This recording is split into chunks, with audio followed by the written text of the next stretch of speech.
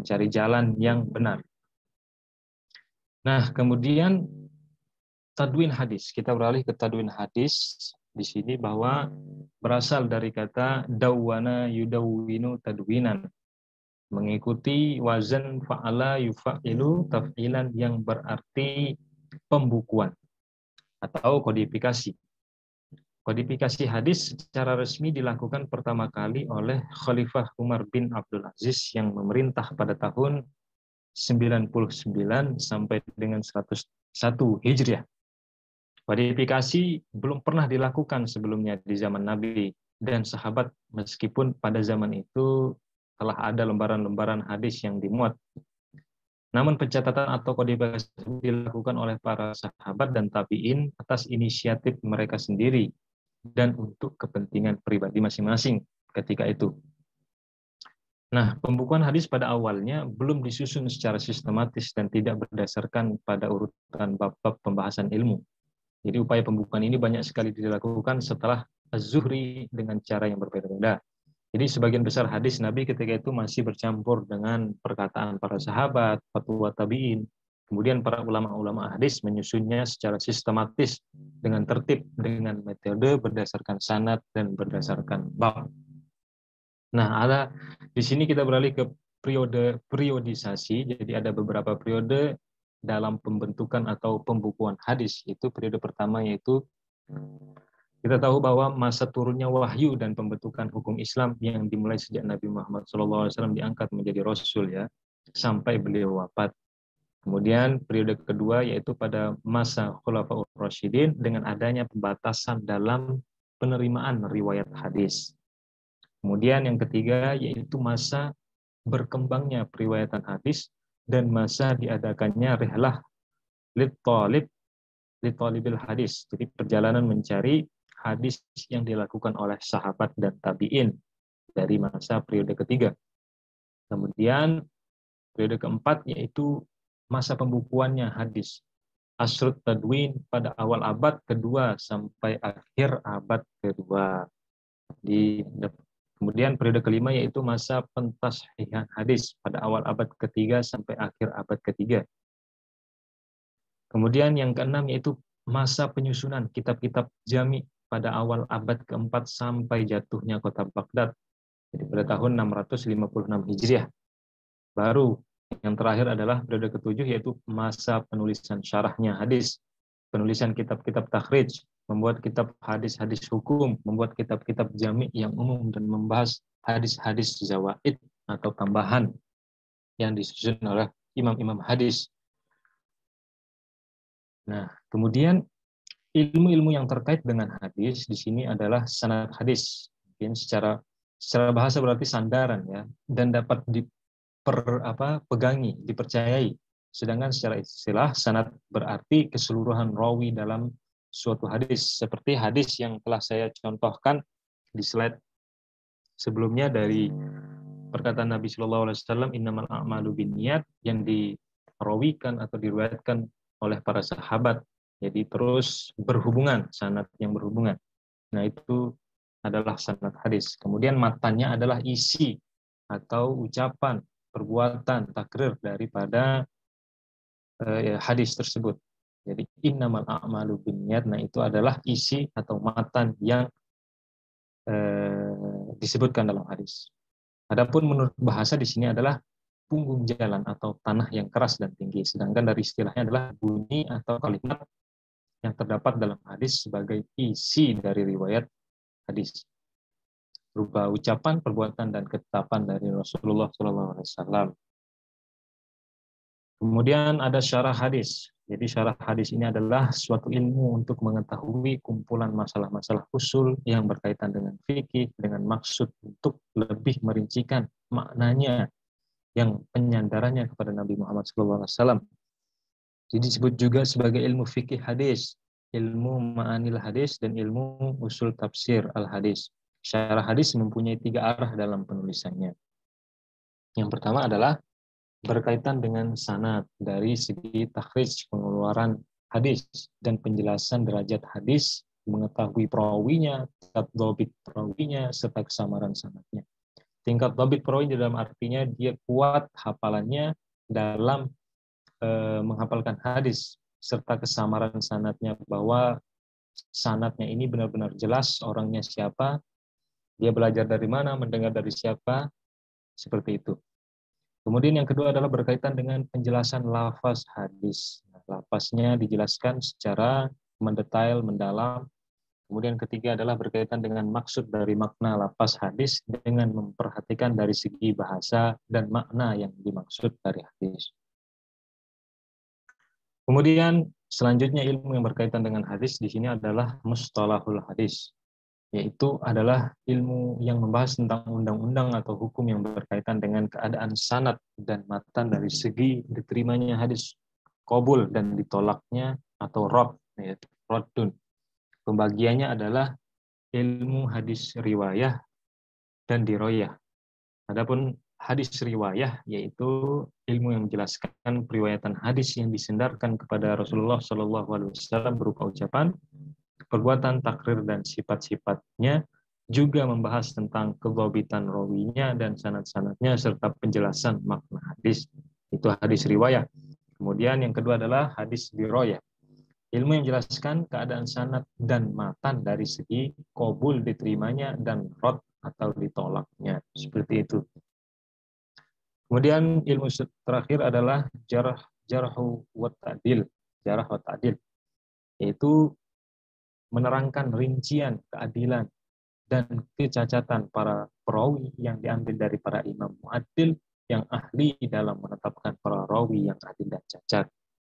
Kemudian disusun berbagai kitab yang menerangkan cacatnya dari segi keadilan sebagian rawi hadis, kedhabitan dan hafalan mereka yang disusun dari para imam yang tidak memiliki sikap fanatik terhadap suatu golongan tertentu yang dikenal dengan nama al-jarh. Kemudian adapun kitab-kitab yang membahas tentang itu semua dinamakan sebagai jarh wa ta'dil. Seperti itu. Nah, di sini adalah ada beberapa pembagian hadis. Yang pertama adalah hadis sahih.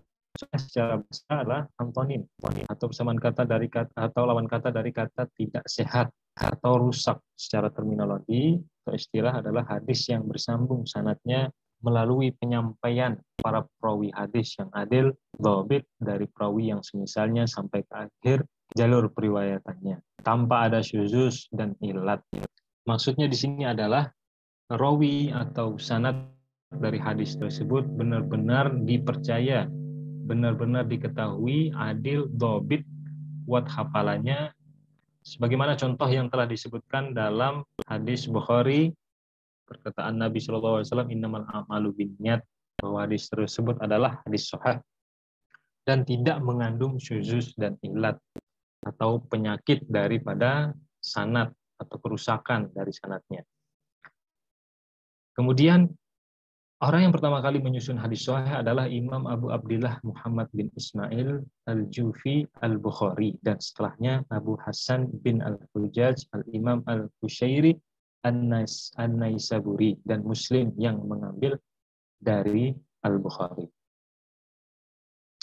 Kemudian pembagian hadis sahih di sini adalah terbagi menjadi dua. Yang pertama adalah sahih li dzatihi, yaitu hadis sahih yang memiliki dhabit yang sempurna, sama seperti contoh di atas tadi, yang memiliki sanad yang bersambung dan mempunyai dhabit yang sempurna atau bisa dipercaya. Kemudian sahih li ghairihi, atau disebut juga di sini adalah hasan li dzatihi. Kenapa dinaikkan satu derajat menjadi sahih li dzatihi? Karena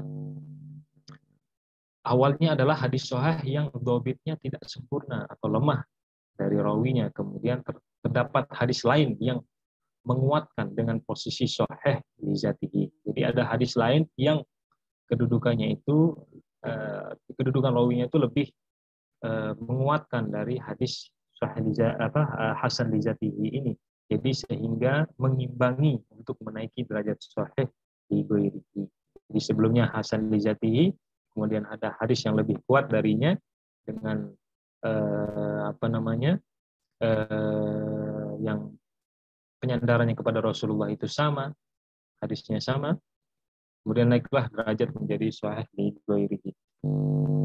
Adapun contohnya di sini adalah Hadatsana Abu Quraib, hadatsana Abdah bin Sulaiman an Muhammad bin Amru an Abi Salamah an Abi Hurairah qala Rasulullah sallallahu alaihi wasallam laula an asyqa ala ummati la amartuhum bisiwaki inda kulli salat. Jadi Abi Salamah an Abi Hurairah. Abi Hurairah di sini berkata bahwasanya mendengar Rasulullah sallallahu alaihi wasallam berkata bahwasanya laula an asyqa, sekiranya atau bahwasanya tidak memberatkan ala umat atas umatku, la amartuhum, sungguh aku akan memerintahkan mereka bisiwaki, dengan siwak inda kulli salatin, di setiap 5 waktu sholat. Riwayat Tirmizi, inda kulli salat, di setiap waktu sholat, seperti itu. Rawahu Tirmizi, hadis riwayat Tirmizi. Para ulama hadis berpendapat bahwa Muhammad bin Amru, nah, jadi ada rawi di sini Muhammad bin Amru ini bin Alqamah adalah rawi yang jujur dan sikoh, dapat dipercaya dan kuat, namun tidak mungkin atau lemah hafalannya. Jadi Muhammad bin Amru ini tidak mungkin atau lemah hafalannya dan disimpulkan sebagai hadis hasan li dzatihi. Akan tetapi ada hadis yang lainnya yang menguatkan hadis tersebut menjadi naik 1 derajat menjadi sahih li ghairihi, karena ada hadis lain yang sama namun dengan rawi yang lebih sikoh dan dobit atau kuat hafalannya. Seperti itu. Nah, kemudian di sini adalah hadis hasan. Hadis hasan secara bahasa bahwasanya sifat musyabahah dari kata al-husn, atau yang berarti bagus atau baik. Sedangkan secara istilah, para ulama memiliki istilah masing-masing mengenai hadis hasan. Jadi di sini adalah menurut Al-Khattabi, hadis hasan adalah hadis yang diketahui asal keluarnya dari perawinya yang masyhur, diterima oleh banyak ulama dan digunakan oleh sebagian fuqaha. Menurut Ibnu Hajar adalah hadis ahad yang diriwayatkan oleh perawi yang adil, kedhabitannya sempurna, bersambung, serta hadisnya tidak ilat maupun syadz. Menurut Mahmud Tohan di dalam bukunya menyimpulkan kembali tentang definisi hadis hasan. Jadi menurut Ibnu Hajar bahwa hadis hasan seakan-akan seperti hadis sahih, hanya saja derajat dan kedhabitan perawinya lebih rendah. Pembagian hadis hasan sama seperti hadis sahih, ada 2, yaitu li dzatihi dan li ghairihi. Hadis hasan li dzatihi sama seperti pengertian di atasnya. Kemudian ada pun hadis hasan li ghairihi, yaitu hadis dhaif atau lemah yang dikuatkan dengan rawi yang lebih dhabit, seperti itu. Adapun contohnya di sini adalah hadatsana Muhammad bin Bashar, hadatsana Yahya bin Sa'id an Musanna bin Sa'id an Qatadah an Abdullah bin Buraidah an abihi an Nabi sallallahu alaihi wasallam qala al-mu'minu yamutu bi arqil jabin. Nah, hadis tersebut adalah tingkatannya dhaif karena memiliki sanad yang terputus antara Qatadah. Nah, jadi antara Qatadah dan Abdullah ini adalah ada sanad yang terputus di antara keduanya. Namun Imam Nasa'i meriwayatkan dari Muhammad bin Muammar sebagai sanad sikoh dan bersambung. Jadi hadisnya menjadi dinaikkan derajatnya menjadi hasan li ghairihi, seperti itu. Adapun artinya di sini saya bacakan bahwasanya dari Abdullah bin Buraidah an abihi, dari bapaknya itu, an Nabi sallallahu alaihi wasallam, bahwasanya Nabi sallallahu alaihi wasallam berkata, al-mu'minu, bahwasanya seorang mukmin itu yamutu, meninggal, bi araqil jabin, bi araqin, dengan keringat, al-jabin, di dahi. Qala, nah di dalam saya mencantumkan di dalam kamus ensiklopedia hadis membahas tentang detail riwayat-riwayat hadis di sana. Jadi di sini wafil bab an Ibni Mas'ud qala Abu Isa hadza hadis hasan. Ini hadis ini hasan. Wa qad qala ba'du ahli ilmi, la na'rif li Qatadah sama'an min Abdullah bin Buraidah. Jadi terputusnya sanad antara Qatadah dan Abdullah bin Buraidah, seperti itu. Kemudian contohnya di sini adalah lagi akhbarna Muhammad bin Ma'mar qala hadatsana Yusuf bin Yaqub qala hadatsana Kahmasun an Ibni Buraidah an Abihi qala sami'tu Rasulullah sallallahu alaihi wasallam yaqulu al-mu'minu yamutu bi araqil jabin. Nah, ini adalah hadis yang semulanya dhaif yang kemudian ada hadis yang diangkat oleh Imam Nasa'i dari rawi yang lebih sikoh, sanadnya lebih sikoh dan bersambung. Nah, seperti ini. Jadi tingkatan hadisnya menjadi hasan li ghairihi, seperti itu. Kemudian hadis dhaif secara etimologi adalah lemah, atau secara bahasa itu lemah, sedangkan secara istilahnya terminologi adalah hadis yang belum memenuhi sifat hadis sahih maupun hasan yang telah disebutkan sebelumnya. Jadi menurut Imam Ibnu Daqiq Al-Aid, hadis dhaif adalah hadis yang derajatnya lebih kurang atau lemah dari hadis hasan, apalagi hadis sahih, seperti itu. Nah, sedangkan bagaimana mengamalkan hukum hadis dhaif ini? Jadi adapun mazhab ada beberapa mazhab yang saya ambil di sini, saya simpulkan menjadi tiga. Yang pertama adalah mazhab pertama, yaitu Imam Yahya bin Mu'in, Abu Bakar bin Al-Arabi, Ibnu Hazmi Az-Zahiri yang menyatakan tidak boleh mengamalkan secara mutlak dan tidak boleh merujuk terhadap hadis dhaif terkait masalah hukum syariat. Kemudian mazhab kedua Imam Ahmad bin Hanbal, Abu Daud Al-Sijistani menyatakan boleh beramal dengannya apabila lemahnya hadis tidak terlalu parah. Jadi mazhab ketiga boleh mengamalkan hadis dhaif di dalam perbuatan yang baik dan sebagai kabar gembira dan rahmat, namun tidak boleh diamalkan di dalam menentukan halal dan haram dan sebagai keutamaan dari akidah. Nah, jadi hukum mengamalkan hadis dhaif ini juga ada di buku yang ditulis oleh Ustadz kita Ustadz Zulkifli dalam bukunya Ilmu Hadis, pengantar ilmu hadis ya. Jadi teman-teman bisa langsung membacanya secara jelas di situ. Nah, ini adalah contoh dari hadis dhaif. Hadatsana Ahmad bin Hasan, hadatsana Mu'allab bin Asad, hadatsana Abdul Mun'im wa sahibus siqa ala hadatsana Yahya bin Muslim an Hasan wa Atha an Jabir bin Abdullah anna Rasulullah sallallahu alaihi wasallam qala li Bilal ya Bilal iza azanta fatarassal fi azanika wa iza qamta fahdur wa ja'al baina adanika wa iqamatika qadra ma yafrugul akil min aklihi wa syarib min syurbihi wal muqtasir iza dakhala li qada'i hajatihi wa la taqumu hatta tarawih. Ini adalah contoh hadis dhaif ya teman-teman, karena Jabir bin Abdullah, dari sanadnya Jabir bin Abdullah ini adalah para ulama hadis menyatakan bahwa kami tidak mengetahui, atau dia menyandang majhul ya, sanadnya ini Jabir bin Abdullah ini kami tidak ketahui dia sebagai rawi hadis kecuali dalam hadis ini gitu. Nah, jadi istilahnya hadis ini adalah lemah atau dhaif. Jadi saya cantumkan hadis ini bagaimana pengamalannya, bahwa saya artikan terlebih dahulu bahwasanya Rasulullah SAW ini berkata kepada Bilal, ya Bilal, iza azanta fatarassal. Apabila kamu berazan atau apabila kamu azan ketika sholat, fatarassal, maka pelan-pelanlah atau lambatkanlah fi azanika di dalam azanmu. Wa iza aqamta, dan jika kamu iqamah fahdur, maka agak cepatlah gitu. Waja'al baina azanika, dan jadikan di antara azan dan iqamatika, dan iqamatmu itu qadra, sekadar atau kadarannya itu ma yafrugul akil, setelah selesainya orang yang makan itu min aklihi, dari makanannya, wa syarib, dan orang yang minum itu min syurbihi, telah selesai dari minumannya. Wal mu'tasiru iza dakhala liqada'i hajatihi, dan orang yang hendak ingin membuang hajat itu selesai ketika waktu itu.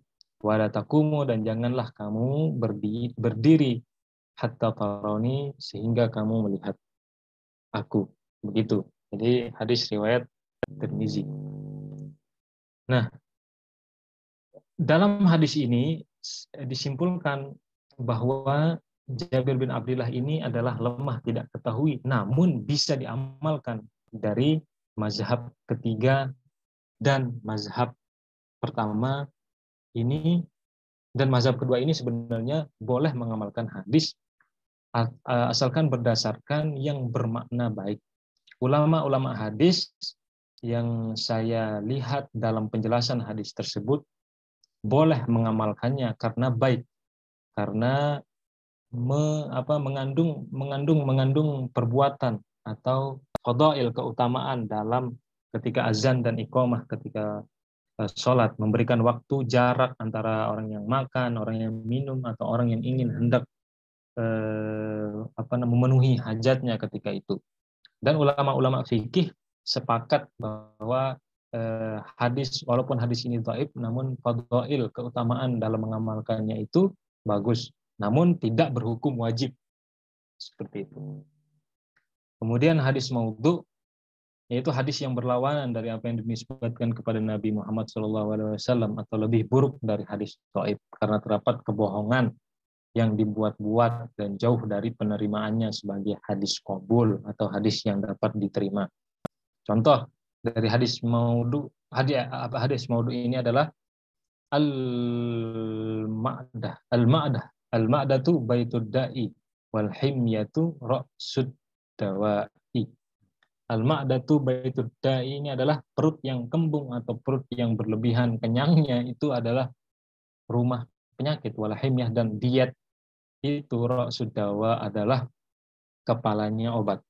Ya, hadis yang dibuat ini yang diucapkan Haris bin Qaladah dari seorang dokter ternyata yang masyhur ketika itu, namun penisbatannya seakan-akan dari Nabi Muhammad SAW. Ini kan sebuah hadis kebohongan, seakan-akan ini adalah dari Rasulullah SAW, seperti itu. Kemudian pembagian hadis dari segi penisbatannya adalah hadis qudsi, itu menurut bahasa berarti suci, yaitu hadis yang dinisbatkan kepada Allah Subhanahu wa taala. Secara istilah adalah hadis yang disampaikan kepada kita dari Nabi Muhammad SAW dengan sanadnya dari beliau kepada Allah SAW. Adapun perbedaan hadis qudsi dengan Al-Qur'an itu, yang pertama adalah Al-Qur'an lafaznya itu dan makna berasal dari Allah SAW, sedangkan hadis qudsi maknanya berasal dari Allah, akan tetapi lafaznya berasal dari Nabi Muhammad SAW. Kedua, Al-Quran jika dibaca merupakan suatu ibadah, namun hadis qudsi tidak termasuk ibadah. Adapun yang ketiga, Al-Quran adalah bersifat mutawatir atau berangsur-angsur diturunkannya, sedangkan hadis qudsi tidak dengan sifat mutawatir dalam pewahyuannya. Seperti itu. Nah, ini adalah contoh hadis qudsi. Hadatsana Abdullah bin Abdurrahman bin Bahram ad-Darami, hadatsana Marwan yakni Ibnu Muhammad Dimashqiyah, hadatsana Sa'id bin Abdul Aziz an Rabi'ah bin Yazid an Abi Idris al-Khawlani an Abi Zarrin an Nabi sallallahu alaihi wasallam fima rawa anillahi tabaraka wa ta'ala annahu qala ya ibadi. Bahwasanya Allah Subhanahu wa taala bersabda, wahai hambaku, sesungguhnya aku telah mengharamkan atas diriku az-zulma, kezaliman, ala nafsi, atas diriku, wa ja'altuhu, dan menjadikannya kezaliman itu bainakum, di antara kamu, muharraman, adalah sesuatu yang diharami. Fala tazalamu, maka janganlah kalian berbuat zalim. Seperti itu. Kemudian yang kedua adalah hadis marfu, yaitu adalah hadis yang penisbatannya hanya kepada Nabi Muhammad SAW, baik secara perbuatan, ketetapan, atau sifatnya. Adapun contohnya adalah seperti yang telah disebutkan dari hadis-hadis sahih, hasan, dan dhaif. Kemudian hadis mauquf adalah hadis yang dinisbatkan kepada para sahabat dari perbuatan atau ucapan dan ketetapannya. Jadi penisbatannya pada para sahabat. Contohnya di sini adalah An Aisyah radhiyallahu anhuma qalat kana Utsman yaktubu wasiyata Abi Bakar fa ugmiya ala Abi Bakar fa ja'ala Utsman yaktubu fa kataba Umar falamma faqa qala.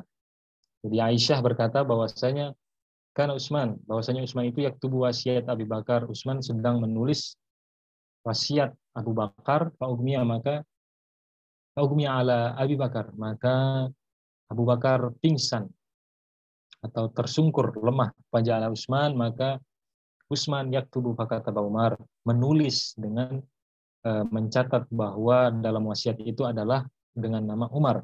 Falamma afaqa, maka ketika Abu Bakar telah sadar, ma katabta, apa qala, berkata siapa Abu Bakar, ma katabta, apa yang telah kamu tulis wahai Utsman, qala, maka Utsman berkata katabtu Umar, aku telah menulis Umar.